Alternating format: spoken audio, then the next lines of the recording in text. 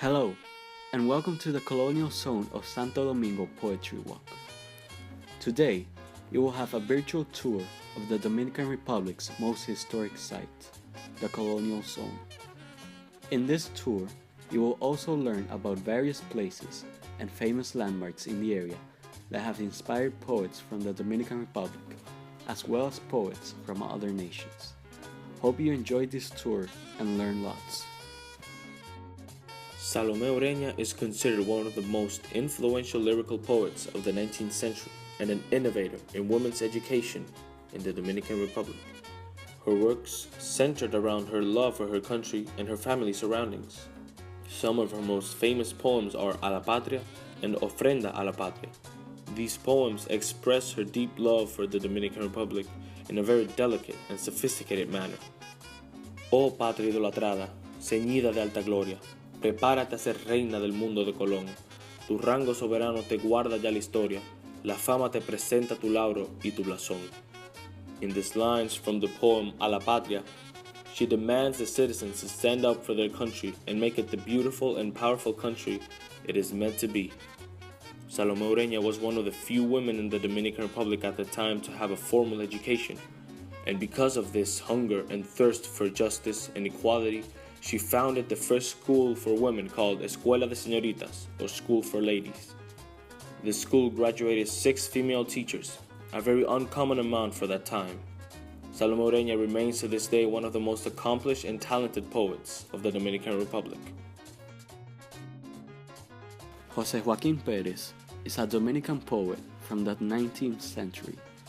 From a very young age, he would dedicate himself to poetry, and at the age of 16, he published a sonnet in which he rejected the annexation of the Dominican Republic to Spain. Because of this, he was sentenced to exile, and his trial took place in the Palacio de Borguellá in the Colonial Zone. This event contributed inspiration to his most famous novel, Fantasías Indígenas. This work is a collection of different compositions in verse that contain remarkable lyric poems. Eugenio María de Hostos was a Puerto Rican educator, writer, philosopher, intellectual, and sociologist. Among his many talents was mostly an educator. He is best known for his accomplishments in developing the educational system of many Latin American countries such as Peru, Chile, and Dominican Republic. In Dominican Republic, he founded the first teachers' college, where he introduced advanced teaching methods. Among them was the separation of religion and education. Hostos also served as mentor to one of Dominican Republic's most condecorated educators, Salome Ureña. He was also, as were many of the intellectuals back then, a poet. As Hostos once said, todo es poesía, or everything is poetry. Some of his most famous belief was that a man should first cultivate reason and then poetry. His poems contain several different inspiration points, but sadly, there are barely 5 poems written by Eugenio María de Hostos. His first poem is about his encounter with his wife, Belinda. Second poem is about when the relationship matured. Third poem is about his exile to Chile. Fourth renders the 400th anniversary of the discovery of the New World. And finally, his fifth poem is an epic poem about the colonization of America. In his honor, for his many contributions made to the Dominican Republic, several monuments rise in his name in the Colonial Zone. His remains are buried in the National Pantheon, or Panteón Nacional, in the Colonial Zone, where many other national heroes are buried. René del Risco Bermúdez is another Dominican poet from the 20th century. The Colonial Zone, particularly the Parque Duarte, inspired the poems of Viento Frío.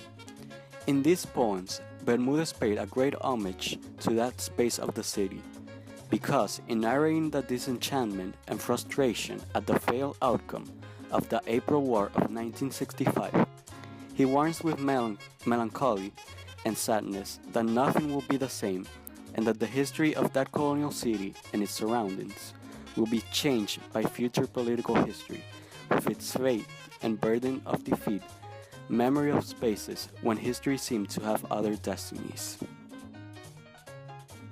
Pedro Julio Mir was a Dominican poet laureate, considered by many as the best Dominican poet and one of the best of Latin America. After his mother died prematurely, Mir found inspiration in his profound loss, so he started channeling all through writing. During the dictatorship of Rafael Leonidas Trujillo, he was persecuted and threatened for his deep sense of patriotism and social conscience, which caused him to flee to Cuba. In Cuba, he wrote what is considered to be his most famous poem, titled Hay un país en el mundo, or There is a country in the world, where he expresses his love for his country's beauty.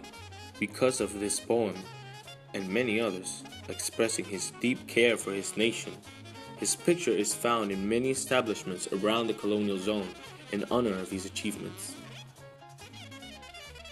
Frank Baez and Homero Pumerol are two contemporary poets from the Dominican Republic. These two have recited poetry numerous times in a clandestine bar in the colonial zone known as La Correa Bajita. These poetry readings form part of a series made by the two poets called Poemas y Cervezas. The goal of this poetry reading series is to help the audience to relieve stress from the day with rhymes and cups. Among the poems that have been read in previous sessions are some of their most iconic ones like La Marilyn Monroe de Santo Domingo and Autorretrato. Qué linda en el tope estás, dominicana bandera. Quién te viera, más arriba y mucho más. These lines are inspired by the hoisting of the Dominican flag at La Puerta del Conde in 1844. This nationally famous poem was written by Gastón F. de Ligne, who is considered, alongside Salomé Ureña and José Joaquín Pérez, one of the most influential lyrical poets of the 19th century. De Ligne showed an excellent mastery of the Spanish language, and his creativity broke the paradigms of neoclassicism and brought on new forms of modernism to the country. His love for the Dominican Republic is well reflected in what might be his most famous poem of all, Arriba el Pabellón. In this poem, he makes a tribute to the soldiers of the Battle of Independence and how the national flag waved once the Dominican Republic became a free country. Not only was he the architect of the independence movement and founding father of the Dominican Republic, but Juan Pablo Duarte was also recognized for his famous poems. A true Renaissance man, Duarte known to have many talents, and among them was his passion-filled literature, which was inspired by his love for his country and his deep yearning for its freedom. The Museo Casa Duarte, or Duarte Home, was the home of this colonial hero, now turned into a museum. His home was where Duarte wrote many of his poetry pieces before moving to school in Europe. In Europe, he opened his mind about what it meant to be free, and inspired by the French Revolution, Duarte came back home and planned the liberation of the Dominican Republic from Haiti. We have reached the end of this poetry walk. We hope that you have enjoyed this virtual tour, but most importantly, we hope that you have learned more about the colonial zone and how it has influenced poets from the Dominican Republic as well as international poets.